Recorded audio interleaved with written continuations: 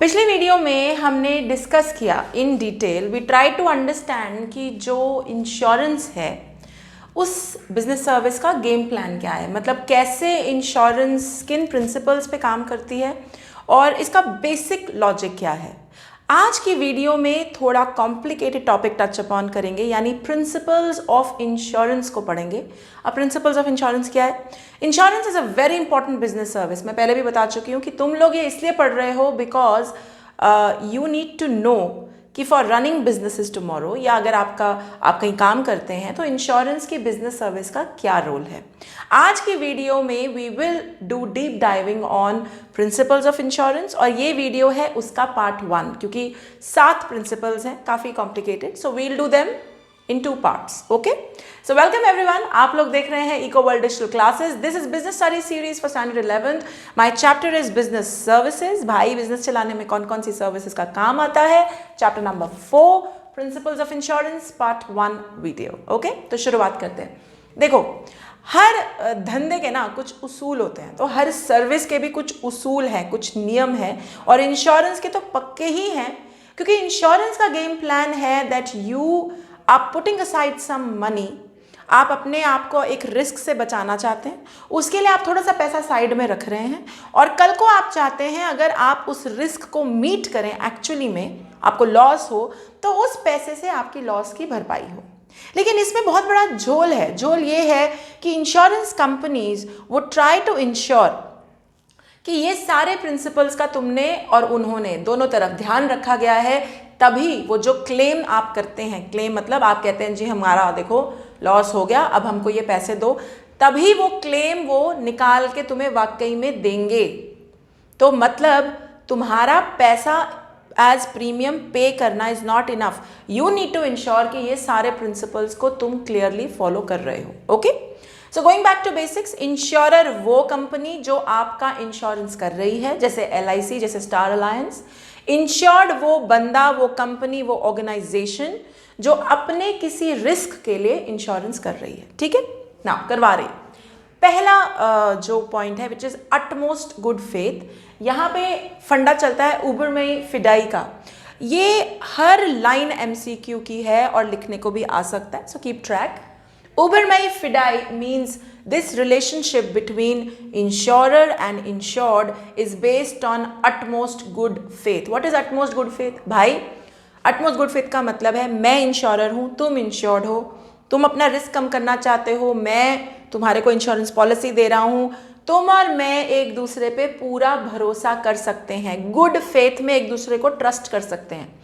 मतलब ना तो तुम मुझे कोई मौका दोगे ये सोचने का कि यार तुम कुछ धांधली कर रहे हो, ना ही I will give you any reason to not believe in me. So ये रिलेशनशिप जैसे डॉक्टर लॉयर के साथ हमारा रिलेशनशिप गुड फेथ में होता है, वैसे ही इंश्योरेंस कंपनी के साथ भी we follow the principle of uberrimae fidei, utmost good faith. Okay, now दोनों इंश्योरर और इंश्योर्ड को, जो इंश्योरेंस करवा रहा है, जो इंश्योरेंस दे रहा है, दोनों को गुड फेथ दिखाने की जरूरत है। मतलब फुल डिस्क्लोजर।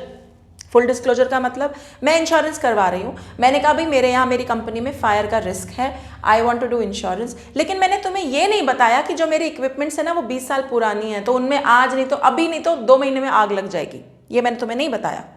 तो ये फुल डिस्क्लोजर नहीं है। इंश्योर्ड की रिस्पॉन्सिबिलिटी, जो इंश्योरेंस करवा रहा है, ले रहा है, उसकी रिस्पॉन्सिबिलिटी है कि वो फुल डिस्क्लोजर करे, अपनी एंड से सारी बातें बताएं। यहाँ तक कि ये भी बताना जरूरी है कि कितनी इंश्योरेंस पॉलिसीज हैं, कहाँ कहाँ क्लेम डाला हुआ है, इक्विपमेंट पुरानी तो नहीं है, जो भी उस इंश्योरेंस से रिलेटेड चीज़ है वो आपको क्लियर करनी चाहिए, और यही principle of utmost good faith है। ठीक है, इंश्योरर जो है, जो कंपनी इंश्योरेंस दे रही है, वो क्या, वो आपको सारी टर्म्स एंड कंडीशंस सिंपल शब्दों में समझाए, ये उसकी रिस्पॉन्सिबिलिटी। भाई तुम्हें टर्म्स एंड कंडीशन समझ नहीं आई, उन्होंने कुछ का कुछ लिख दिया, तुमने साइन कर दिया, तो ये अटमोस्ट गुड फेथ के प्रिंसिपल की वायलेशन है। तो 2 धर्म निभाने हैं। इंश्योरर जो है वो सारी terms and conditions clearly explain करेगा, इंश्योर्ड जो है वो अपनी तरफ से जो जो बातें बतानी जरूरी है उस इंश्योरेंस के लिए उसका फुल डिस्क्लोजर करेगा। ऑल मटीरियल फैक्ट्स, प्लीज ध्यान दीजिए, insurer needs to tell about all material facts, उनको क्लियर करना है, और इंश्योर्ड वॉलेंटरली अपनी इच्छा से फुल डिस्क्लोजर करेगा। अगर अगर ऐसा कहीं हुआ कि जो इंश्योर्ड है, जिसने इंश्योरेंस की पॉलिसी ली है, ऑर्गेनाइजेशन ने, बंदे ने, उसने फुल डिस्क्लोजर नहीं किया, तो जो इंश्योरिंग कंपनी है, तो जो इंश्योरर है, उसका ये अधिकार है कि वो तुम्हारा इंश्योरेंस क्लेम कैंसिल कर दे, नल एंड वॉइड कर दे। फॉर एग्जाम्पल, मैंने अभी एग्जाम्पल लिया, मैंने अपनी कंपनी के लिए फायर इंश्योरेंस लिया, लेकिन मैंने उनको फुल डिस्क्लोजर ना करते हुए ये नहीं बताया कि मेरी जो मशीनरी है इट इज़ 20 ईयर्स ओल्ड, ये 2 महीने में ही मरने वाली है, खत्म है कहानी, इन पे आग लग जाएगी। तो ये मटेरियल फैक्ट को छुपाना है। मटेरियल फैक्ट मतलब जो आपके रिस्क से रिलेटेड चीजें हैं, आप उसको छुपा रहे हैं, आपने डिस्क्लोजर नहीं किया। तो कल को जब मैं क्लेम करूंगी उस फायर एक्सीडेंट के केस में, मुझे इंश्योरिंग कंपनी पैसा ना देने के लिए it's absolutely right not to give me my claim, बिल्कुल कोई दिक्कत नहीं है, क्योंकि मैंने फुल डिस्क्लोजर नहीं किया। तो अटमोस्ट गुड फेथ का प्रिंसिपल कहता है दोनों पार्टीज को एक दूसरे पे बिलीव करना है, गुड फेथ रखना है, और सिर्फ बिलीव करने से काम नहीं चलेगा, थोड़ी थोड़ी ड्यूटी भी निभानी है, ठीक है। फुल डिस्क्लोजर करो, सारी टर्म्स एंड कंडीशंस क्लियर करो, फिर आप अपना काम आगे बढ़ाओ। This is principle of utmost good faith. Clear? Okay. Second, insurable interest, ये बड़ा अच्छा सा प्रिंसिपल है, ध्यान देना। जो इंश्योर्ड है, मतलब जो अपनी इंश्योरेंस करवा रहा है, उसका इंश्योरेंस कराने में कोई इंश्योरेबल इंटरेस्ट होना चाहिए। अब इंश्योरेबल इंटरेस्ट क्या भाई? कोई ऐसी चीज होनी चाहिए, कुछ ऐसा पंगा, कोई ऐसा रिस्क होना चाहिए जिसको तुम इंश्योर करवाना चाह रहे हो, ठीक है। अब इस लाइन को देखो, और ये लाइन बहुत इंपॉर्टेंट है, can be part of case studies, can be part of MCQs. Not the house, ship, machinery, potential liability of life that is insured, it is the pecuniary interest of the insured in them which is insured. इसका क्या मतलब? घर, जान, ship, property ensure नहीं होती, होती है, लेकिन उसका लॉजिक वो नहीं है। लॉजिक है कि जो इंश्योरर है, जो इंश्योरेंस करवाना चाहता है, जो इंश्योर्ड है, सॉरी नॉट इंश्योरर, जो इंश्योर्ड है, जो इंश्योरेंस करवाना चाहता है, उसका वो इंश्योरेंस कराने में कोई मतलब है। For example, let me take an example. Okay, मेरा घर है, अच्छा खासा अभी बनाया मैंने घर, ठीक है। मैं घर की इंश्योरेंस क्यों करवाऊंगी? Why would I want to get insurance of that house done? क्या फंडा है मेरा? तो घर की इंश्योरेंस नहीं हो रही, मेरा एक इंटरेस्ट है, मुझे ऐसा लगता है कि 10 साल बाद कहीं घर में कोई एक्सीडेंट ना हो जाए, तो मैं घर को उस एक्सीडेंट से बचाने के लिए इंश्योरेंस करूंगी। You are getting my point? So it is not the house और द प्रॉपर्टी और द लाइफ।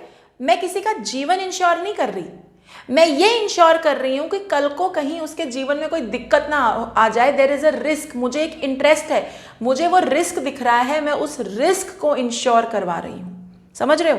तो इंसान नहीं इंश्योर होता, घर नहीं इंश्योर होता, कार नहीं इंश्योर होती, उससे रिलेटेड रिस्क इंश्योर होता है। Okay, and this is what the principle of insurable interest says, कि इंश्योरेंस भाई उस चीज का होता है जिसमें इंश्योर्ड का, जो इंश्योरेंस ले रहा है, उसका कोई इंश्योरेबल इंटरेस्ट हो, मतलब कोई रिस्क है, कोई लॉस है, कोई चीज पोटेंशियल लॉस है जिसको वो फोरसी कर रहा है, उससे बचने के लिए इंश्योरेंस हो रहा है, and that risk should be there, that interest should be there, तब इंश्योरेंस किया जाता है, ठीक है। Now what is pecuniary interest? The insured must have an interest in the preservation of the thing insured. Pecuniary interest insured होता है, चीजें ensure नहीं होती। अब पिक्यूनियरी इंटरेस्ट क्या भला? पिक्यूनियरी इंटरेस्ट का मतलब है मैं इस चीज को प्रिजर्व करना चाहता हूं, इसको बचाना चाहता हूं, ये मेरा पिक्यूनियरी इंटरेस्ट है। So for example, I do my life insurance, तो मैं अपनी लाइफ को प्रिजर्व करना चाहती हूं, बचाना चाहती हूं। I do a car insurance, मैं अपनी कार के रिस्क से बचना चाहती हूं, कार को बचाना चाहती हूं, प्रिजर्व करना चाहती हूं, इसको बोलते हैं पिक्यूनियरी इंटरेस्ट। और ये प्रिंसिपल कहता है कि कोई भी घर, शिप, प्रॉपर्टी का इंश्योरेंस नहीं होता, जो इंश्योर्ड है, जो करवा रहा है इंश्योरेंस, उसका कोई ना कोई पिक्यूनियरी इंटरेस्ट, कोई ना कोई मतलब, रिस्क से बचने की इच्छा, प्रेजर्वेशन की इच्छा होनी चाहिए, and that is what is insurable interest. जिसमें नहीं होगी वहां इंटरेस्ट का सीन नहीं बनता। फॉर एग्जाम्पल, प्रॉपर्टी के मामले में जरूरी नहीं है कि आप ओनर होंगे तभी आप प्रॉपर्टी का इंश्योरेंस करवाएंगे। कई बार क्या होता है, आप ट्रस्टी हैं प्रॉपर्टी के, तो आप नहीं चाहते कि प्रॉपर्टी को डैमेज हो, तो आप इंश्योरेंस प्रॉपर्टी का नहीं, प्रॉपर्टी की डैमेज से बचने का कर रहे हैं। You are getting my point? Property का इंश्योरेंस नहीं हो रहा है, इंश्योरेंस हो रहा है प्रॉपर्टी को कल को कुछ हो ना जाए, कुछ रिस्क, कोई पिक्यूनरी इंटरेस्ट, उसका इंश्योरेंस हो रहा है। So that is the principle of insurable interest कि इंश्योरेंस करवाने वाले का इंश्योरेंस करवाने में एक पिक्यूनरी इंटरेस्ट होना चाहिए। और वो पिक्यूनरी इंटरेस्ट क्या है कि कल को ये चीज डैमेज ना हो, लॉस ना हो, ये प्रिजर्व हो सके, इस रिस्क से इंश्योर्ड बचना चाहता है और उसी का वो इंश्योरेंस करवाता है। You getting my point? गाड़ी का, अब सारे लोग गाड़ी खरीदते हैं, इसको ऐसे समझो, दुनिया और जहान गाड़ी खरीदती है, तो क्या सारे लोग इंश्योरेंस लेते हैं गाड़ी का? नहीं जी। तो फिर कायदे से हर गाड़ी का इंश्योरेंस होना चाहिए था, अगर गाड़ी का इंश्योरेंस होता, लेकिन नहीं होता है। अगर आपको लगता है कि गाड़ी रिस्क पे है तो आप उसका इंश्योरेंस करवाते हैं।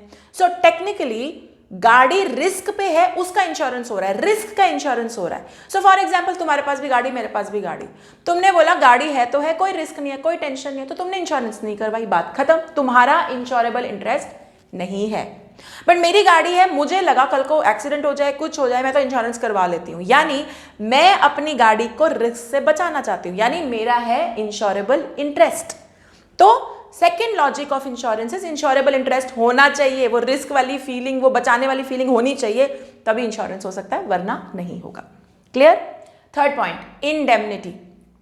इंडेमनिटी का सीधा मतलब है भाई जो मुझे नुकसान होगा ना उसकी भरपाई तुम करोगे। इंडेमनिटी बॉन्ड का मतलब यही होता है कि तुम साइन करके दो कि कल को जो मुझे नुकसान होगा उसकी भरपाई तुम करोगे। So indemnity bond is principle of insurance कि जो इंश्योरिंग कंपनी है, जो इंश्योरर है, वो इंश्योर्ड को, यानी जो इंश्योरेंस ले रहा है, उसको प्रॉमिस कर रहा है कि अगर कल को ये एक्सीडेंट या ये अनफोर्सीन इवेंट हो गया तो मैं, मतलब वो company LIC, star alliance, insured बंदे को का लॉस पूरा कर देगी, उसकी डैमेजेस को कॉम्पनसेट कर देगी और उसको पहली वाली पोजीशन पर ले आएगी।